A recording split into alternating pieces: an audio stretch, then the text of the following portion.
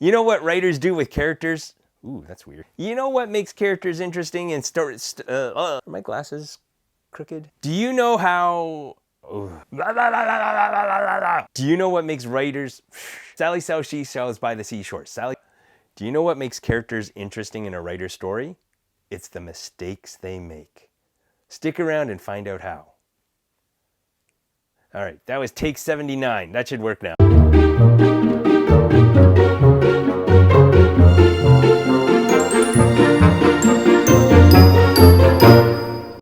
Hey, it's Tuesday, time for another Prompt My Story video.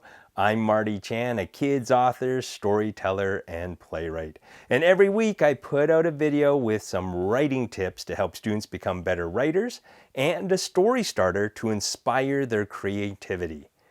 Before I get to this week's writing tip, I want to talk to the teachers. If you are a teacher who is using my videos, my channel, to help inspire your kids to become better writers, thank you so much. This is exactly what the channel is meant for. Now, if you want to level up and you want to do a real writing workshop with me, give me a shout. I am doing virtual author visits and writing workshops, and you can contact me at martychan.com for more information. If you're a student using these videos to become better writers, keep going. The more you write, the better you get at it. All right, now on to this week's writing tip, and it's all about creating characters, especially the heroes in your stories. Now, oftentimes when we have a hero, they're going to do some pretty incredible and amazing things, but you always have to keep in mind that you want your heroes, your main characters, to seem three-dimensional. Now, what do we mean by three-dimensional? It just basically means that whatever angle we look at that character, they'll seem fully realized. How does that work in writing? Well, it means you got to show all the different facets or sides to the character, the positive stuff and the not so positive stuff. Think about this. Let's say there's a kid who comes to school, and it's one of those kids who's just super amazing at all the things they do, right? They ace every math test. They are the most popular kid at school. You toss them a basketball and they score like 10 three-pointers all in a row. And when they come off the basketball court, they say, wow, that's the first time I picked up a basketball. Now, if you're that kid, awesome. If you're the kid who has to listen to all the successes and victories of that kid, it gets tiring really fast. Same thing with the heroes in your stories. If they are super amazing and nothing goes wrong all through the story, you get kind of bored with that character and you start to think that maybe they're not real, that they kind of feel not quite human because nobody can get through life without making a mistake. So if you want your heroes to seem three-dimensional, give them a flaw or a weakness to make them seem more human. Now, when I say weakness, I'm not talking like Superman, whose main weakness is kryptonite, right? Ooh, a glowing green rock. Oh, I'm so weak. No, that's not a real flaw.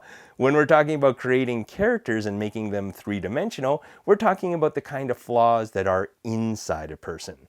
The way they behave, the way they act, what they think about, their fears, their insecurities. When you can reveal those little aspects of a character, that's what makes them human. Especially when you find flaws or weaknesses that the reader can understand and identify with. Let me use myself as an example. I am a writer, and if you look at my website and you see all the things I've written, like 16 books that have been published, 30 plays that have been produced, 50 episodes of television, over 500 articles for radio, magazines, and newspapers, well, if you looked at that, you might just think, oh, Marty Chan is a writing machine. I'm going to let you in on a secret. My fatal flaw, my one weakness, is I'm lazy. I'm a procrastinator.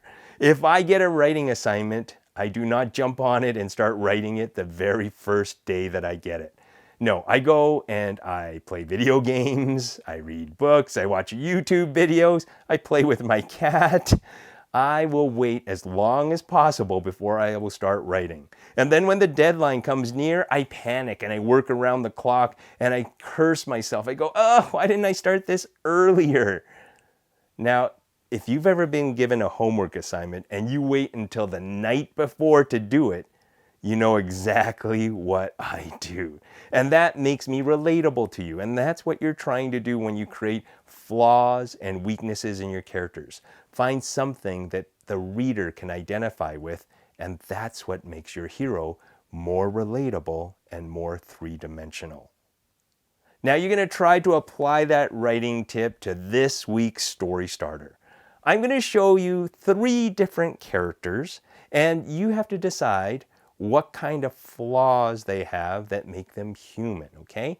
And oh, by the way, on the flip side, if you want to create a villain, instead of giving them flaws, give them the opposite. Give them something positive. So in this writing prompt, you can choose whether the characters are heroes or villains.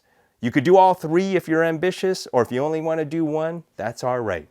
But pick one of the characters and decide what flaw or positive thing they have that makes them a fully rounded character.